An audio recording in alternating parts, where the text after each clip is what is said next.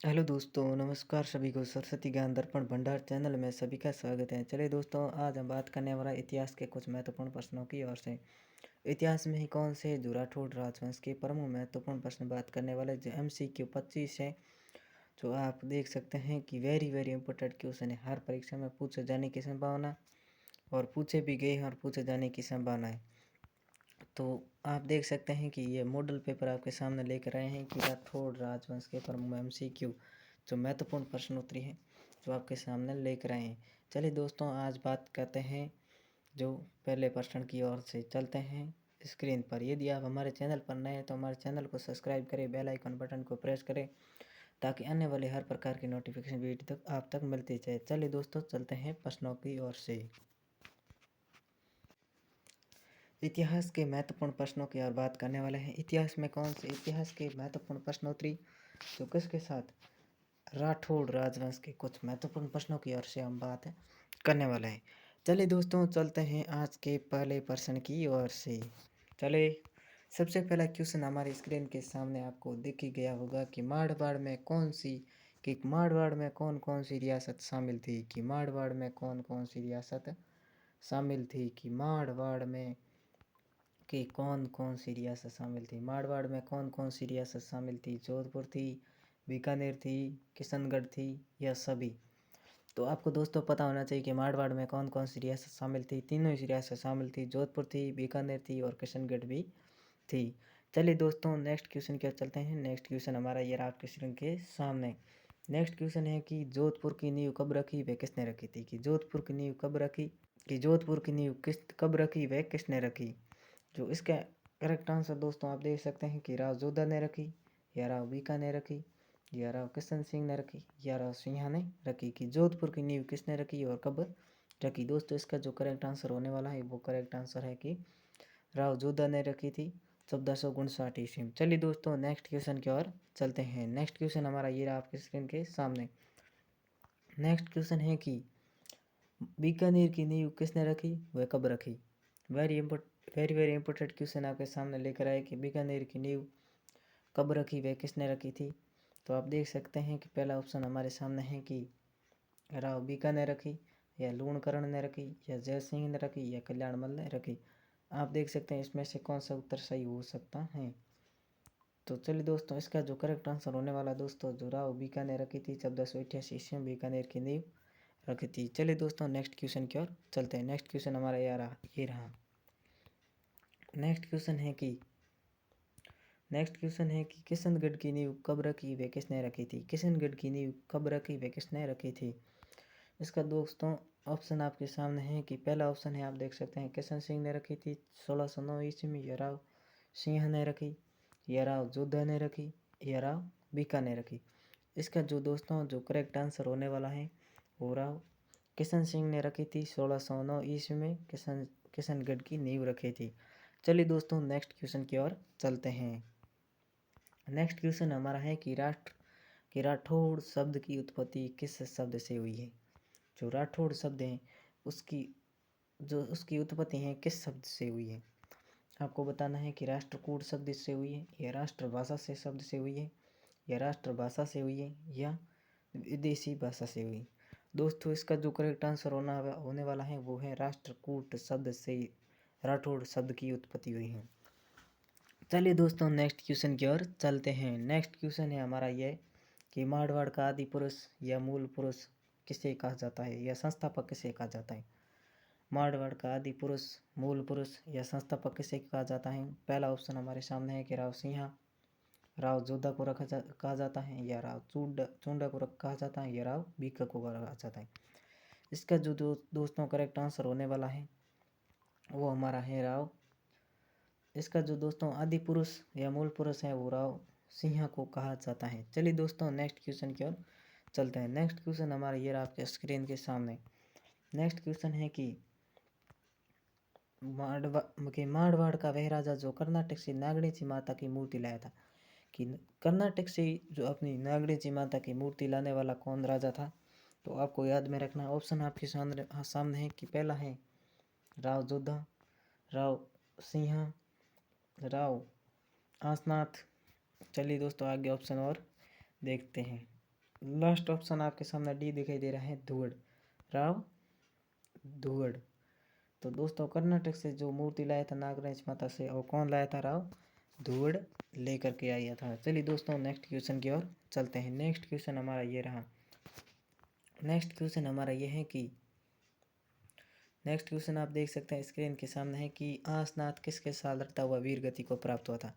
आपको पता होना चाहिए कि दोस्तों कि आसनाथ है वो किसके साथ लड़ता हुआ वीर गति को प्राप्त हुआ। जलालुद्दीन खिलजी 1291 के साथ लड़ता हुआ वीर गति को प्राप्त हुआ, या अलाउद्दीन खिलजी के साथ में, या अकबर के साथ, या इल्तुतमिश के साथ। दोस्तों इसका जो करेक्ट आंसर होने वाला इसका है जो जलालुद्दीन खिलजी के साथ में वीर लड़ते हुए वीर गति को प्राप्त हुआ था, इसका जो करेक्ट आंसर होने वाला है। चलिए दोस्तों नेक्स्ट क्वेश्चन की ओर चलते हैं। नेक्स्ट हमारा यह है कि राठौड़ राजवंश का वास्तविक संस्थापक किसे कहा जाता है। राठौड़ राजवंश का है वास्तविक संस्थापक किसे कहा जाता है। दोस्तों आपको याद रखना है कि वास्तविक संस्थापक किसे कहा जाता है। राव चुंडा को कहा जाता है, या राव जोधा को कहा जाता है, या राव सिंह को कहा जाता है, या राव बीका को कहा जाता है। दोस्तों जो राठौड़ राजवंश का जो वास्तविक संस्थापक कहा जाता है वो राव जोधा को कहा जाता है। किसे कहा जाता है, राव जोधा को कहा जाता है। आदि पुरुष या मूल पुरुष पूछ ले तो दोस्तों जो आदि पुरुष मूल पुरुष संस्थापक पूछ ले इसके साथ में तो राव सिंह है, बल्कि राठौड़ राजवंश का वास्तविक संस्थापक पूछे तो किसे माना जाता है, राव जोधा को माना जाता है। चलिए दोस्तों नेक्स्ट क्वेश्चन की ओर चलते हैं। नेक्स्ट क्वेश्चन हमारा ये है कि मारवाड़ में सामंत प्रथा की शुरुआत किस राजा के समय हुई थी। कि सामंत प्रथा की शुरुआत दोस्तों वेरी वेरी इंपॉर्टेंट प्रश्न है कि मारवाड़ में सामंत प्रथा की शुरुआत किस राजा ने की थी। राव चुंडा ने की, राव जोधा ने की, आसनाथ ने की। ये दोस्तों ऑप्शन गलत है, तीनों में से आपको बताना है। इसका जो दोस्तों करेक्ट आंसर होने वाला राव चुंडा ने सामंत प्रथा की शुरुआत की थी। किसने की थी, राव चुंडा ने सामंत प्रथा की शुरुआत की थी। चलिए दोस्तों नेक्स्ट क्वेश्चन की ओर चलते हैं। नेक्स्ट क्वेश्चन हमारा ये रहा। नेक्स्ट क्वेश्चन है दोस्तों हमारा कि सामंत जो प्रथा का वास्तविक संस्थापक किसे माना जाता है।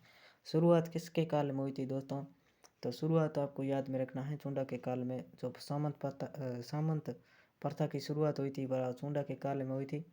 तो वास्तविक संस्थापक किसे माना जाता है, आपको याद में रखना है कि वास्तविक संस्थापक किसे माना जाता है। वास्तविक संस्थापक है और राव जोधा को वास्तविक संस्थापक माना जाता है सामंत प्रथा का। वास्तविक संस्थापक किसे माना जाता है, सामंत प्रथा का वास्तविक संस्थापक किसे माना जाता है, राव जोधा को का माना जाता है। चलिए दोस्तों नेक्स्ट क्वेश्चन की ओर चलते हैं। नेक्स्ट क्वेश्चन हमारा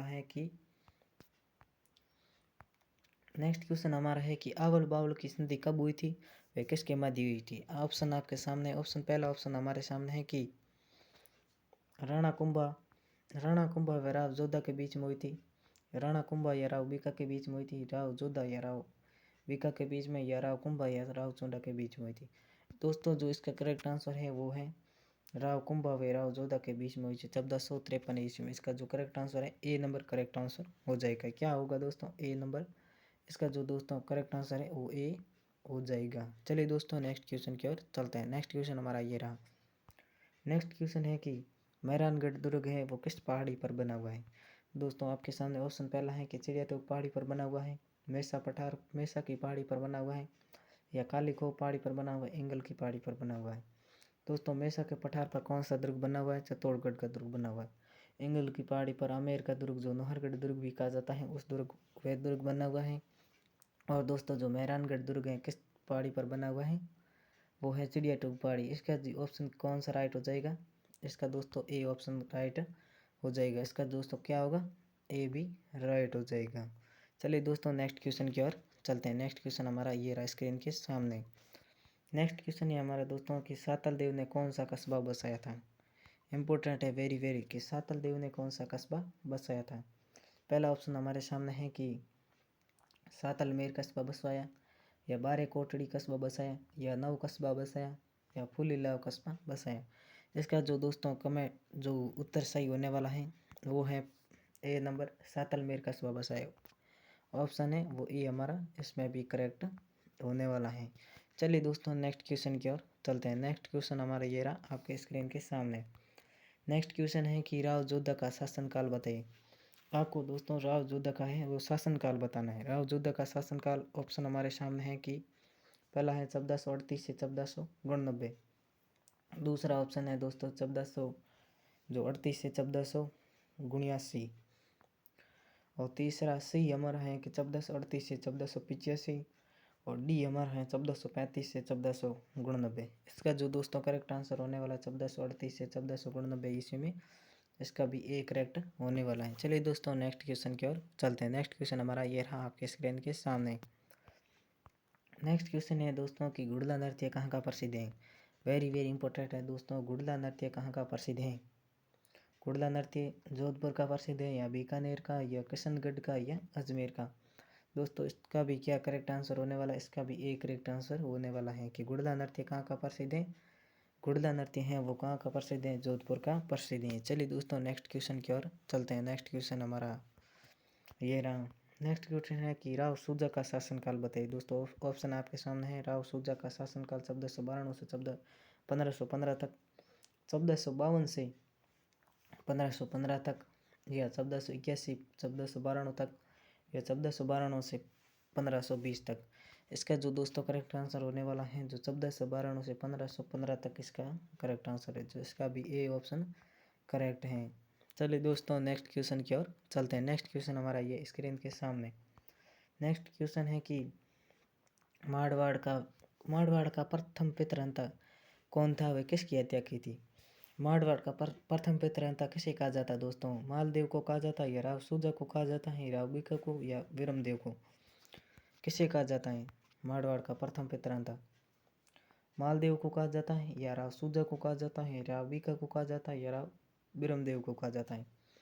इसका जो दोस्तों करेक्ट आंसर होने वाला है वो है मालदेव को कहा जाता है। किसकी हत्या की थी, मालदेव ने अपने पिता गंगा सिंह की हत्या की। और मारवाड़ का प्रथम पितृहंता किसे कहा जाता है, मालदेव को कहा जाता है। चलिए दोस्तों नेक्स्ट क्वेश्चन की ओर चलते हैं। नेक्स्ट क्वेश्चन हमारा यह रहा। नेक्स्ट क्वेश्चन है हमारा यह कि 52 युद्धों का विजेता हिंदू बादशाह किसे कहा जाता है। कि 52 युद्धों का विजेता किसे कहा जाता है, 52 युद्धों का विजेता और हिंदू बादशाह के किसे कहा जाता है। मालदेव को कहा जाता है या गंगा सिंह को कहा जाता है या उदय सिंह को कहा जाता है या रावचंद्र सेन को कहा जाता है। इसका दोस्तों जो करेक्ट आंसर है हमारा ए होने वाला है। करेक्ट आंसर क्या होने वाला दोस्तों, ए हमारा करेक्ट आंसर होने वाला है कि 52 युद्धों का विजेता हिंदू बादशाह किसे कहा जाता है, मालदेव को कहा जाता है। चलिए दोस्तों नेक्स्ट क्वेश्चन की ओर चलते हैं। नेक्स्ट क्वेश्चन हमारा ये रहा। नेक्स्ट क्वेश्चन है कि मालदेव ने नागौर परगना पर कब अधिकार किया। कि मालदेव ने नागौर परगना पर कब अधिकार किया, 1533 ईस्वी में किया या 1544 ईस्वी में किया या 1532 ईस्वी में किया या 1531 ईस्वी में किया। आपको दोस्तों याद रखना है कि मालदेव ने जो नागौर परगना है उस पर कब अधिकार किया। मालदेव को क्या कहा जाता है, 52 युद्धों का विजेता, 52 परगने जीते थे। मालदेव ने कितने परगने जीते, 52 युद्धों का विजेता भी कहा जाता है और हिंदू बादशाह भी कहा जाता है। तो मालदेव ने जो नागौर परगना है वो कब जीता था दोस्तों, याद रखना है कि जो 1533 ईस्वी में है वो नागौर परगना जीता था। मालदेव ने नागौर परगना कब जीता था, वो अधिकार कब कर लिया था, 1533 ईस्वी में अधिकार कर लिया गया था। अधिकार कब किया, 1533 ईस्वी में कर लिया गया था। चलिए दोस्तों नेक्स्ट क्वेश्चन की ओर चलते हैं। नेक्स्ट क्वेश्चन है हमारा कि गिरि सुमेलन का युद्ध कब हुआ था। दोस्तों आपको याद रखना है कि गिरि सुमेलन का युद्ध कब हुआ। अब ये भी पूछ सकते हैं कि किसके मध्य हुआ, किसके मध्य हुआ, किसके मध्य हुई, ये भी प्रश्न इंपोर्टेंट है, वेरी वेरी इंपॉर्टेंट है दोस्तों। गिरि सुमेलन का युद्ध है वो मालदेव और शेरशाह सूरी के बीच में हुआ था। मालदेव के सामने जो लड़ने के आए थे वो जेता वो कुंपा था, वो मालदेव के सेनापति थे जेता और कुंपा। और शेरशाह सूरी सामने युद्ध किया था। जेता और कुंपा इतनी जो युद्ध हुआ था उसके सामने तो इतना गहरा युद्ध हुआ। उसके बाद में जो शेरशाह विजेता होने के बाद में शेरशाह ने कहा था कि मैं मुट्ठी भर बाजरे के लिए हिंदुस्तान की सल्तनत को खोल देता, इसीलिए तो कहा था। और गिरि सुमेलन का युद्ध हुआ कहाँ था, और तो आपको दोस्तों याद रखना है कि पाली में गिरि सुमेलन का युद्ध हुआ था। कब हुआ था, तो दोस्तों आपको याद रखना है 5 जनवरी 1544 में हुआ या 6 जनवरी 1544 में हुआ। सी ऑप्शन है हमारा वो है 8 मार्च 1544 में हुआ। और डी ऑप्शन है हमारा कि 5 मार्च 1544 में हुआ था। दोस्तों जो इसका करेक्ट आंसर होने वाला है ए है कि 5 जनवरी 1544 ईस्वी में गिरि सुमेलन का युद्ध हुआ था। किसके मध्य हुआ था? तो आपको याद में रखना है कि मालदीव और शेरशाह सूरी के बीच में हुआ था। 5 जनवरी 1544 ईस्वी में पाली में युद्ध हुआ था और शेरशाह सूरी ने कहा था कि मैं मुट्ठी भर बाजरे के लिए हिंदुस्तान की क्या खो देता, सल्तनत खो देता। चलिए दोस्तों नेक्स्ट क्वेश्चन की ओर चलते हैं। नेक्स्ट क्वेश्चन है हमारा कि मारवाड़ का प्रथम राजा जिसने मुगलों का विरोध किया। आपको दोस्तों याद रखना है कि मुगलों का विरोध किया या अकबर की अधीनता स्वीकार नहीं की, वो मारवाड़ का प्रथम राजा कौन था? तो ऑप्शन आपके सामने, पहला ऑप्शन आप देख सकते हैं, राव चंद्रसेन को माना जाता है, या राव मालदेव को माना जाता है, या राव सिंह को माना जाता है, या राव जोधा को माना जाता है। मारवाड़ का प्रथम राजा जिसने मुगलों का विरोध किया था, तो दोस्तों वेरी वेरी इंपॉर्टेंट आपको याद रखना है, चंद्रसेन को कहा जाता है। जो चंद्रसेन जो अकबर के अधीन था 1570 ईस्वी में नागौर पर जो अकबर ने बुलाया था, उसी सभा में जो चंद्रसेन गया था, लेकिन अधीनता स्वीकार नहीं की थी और चंद्रसेन के छोटे भाई राम और उदय उसकी जो अकबर की अधीनता स्वीकार कर ली थी, पहले भी उसके पास में चले गए थे। लेकिन जो 1570 का दरबार था अकबर का, उसमें चंद्रसेन ने अधीनता स्वीकार नहीं की और 1570 में जब चंद्रसेन वापस आ गया था, तो उसके सामने जो उसको सेनापति भेजा था एक युद्ध करने के लिए, चंद्रसेन के पीछे आ गया था, कल्लू खां था वो उसका नाम था, वो सेनापति इसके पीछे भी आ गया था और युद्ध करने के लिए बार बार इसके सामने भी आया था। चलिए दोस्तों इसका जो करेक्ट आंसर होने वाला है, जो चंद्रसेन है, जो मारवाड़ का प्रथम राजा जिसने मुगलों का विरोध किया था, कौन था? वो राव चंद्रसेन था। चलिए दोस्तों नेक्स्ट क्वेश्चन की ओर चलते हैं। नेक्स्ट क्वेश्चन हमारा ये रहा आपके सामने। नेक्स्ट क्वेश्चन है कि कान का कच्चा मारवाड़ के किस राजा को कहा जाता है? वेरी वेरी इंपोर्टेंट है दोस्तों के कान का कच्चा, कि कान का कच्चा मारवाड़ के किस राजा को कहा जाता है? ऑप्शन आपके सामने है कि महाराजा अजीत सिंह को कहा जाता है, या राव बीका को कहा जाता है, सी ऑप्शन हमारा राव जोधा को कहा जाता है, डी ऑप्शन हमारा है कि राव सिंह को कहा जाता है। इसका जो दोस्तों करेक्ट आंसर होने वाला है, महाराजा अजीत सिंह को कान का कच्चा भी राजा कहा जाता है। किसे कहा जाता है? महाराजा अजीत सिंह को कहा जाता है। दोस्तों आपको याद रखना है किसे कहा जाता है? महाराजा अजीत सिंह को कहा जाता है। चलिए दोस्तों नेक्स्ट क्वेश्चन की ओर चलते हैं। नेक्स्ट क्वेश्चन हमारा ये रहा, आप देख सकें खेजड़ी घटना कब हुई थी? आपको दोस्तों याद रखना है खेजड़ी घटना कब हुई थी? 1730 ईस्वी में हुई, या 1740 ईस्वी में हुई, 1790, और डी है 1755। दोस्तों वेरी वेरी इंपॉर्टेंट, खेजड़ी घटना अमरता देवी की बलिदान को आप याद भी कर सकते हैं कि खेजड़ी जब मारवाड़ का राजा कौन था, तो आपको याद में रखना है अभय सिंह था, और अभय सिंह ने जो सेनापति था वो आया था, कौन था? गिरधर दास, वो खेजड़ी काटने के लिए, और फिर भी अमरता देवी और अन्य महिलाओं पुरुषों के साथ में जो थे पेड़ के दो लिपट गए थे और पेड़ काटने से इनकार करने से मना करा दिया था कि पेड़ हम नहीं काटने थे। ये खेजड़ी घटना कब की है? तो दोस्तों इसका जो करेक्ट आंसर होने वाला है 1730 ईस्वी में खेजड़ी घटना हुई थी। चलिए दोस्तों नेक्स्ट क्वेश्चन की ओर चलते हैं। नेक्स्ट क्वेश्चन हमारा ये रहा आपके स्क्रीन के सामने। चलिए दोस्तों नेक्स्ट क्वेश्चन है कि खेजड़ी घटना के समय मारवाड़ का राजा कौन था? चलिए दोस्तों ये तो हमने पहले भी बता दिया था कि मारवाड़ का राजा कौन था। आपको दोस्तों याद रखना है कि मारवाड़ का राजा था वो था अभय सिंह। कौन था? अभय सिंह, जिसको कोई बहन नहीं था खेजड़ी काटने के लिए। आपको ऐसे भी याद रख सकते हैं कि जिसको कोई बहन नहीं था, इसीलिए उन्हें खेजड़ी काट दिए थे, अभय सिंह था।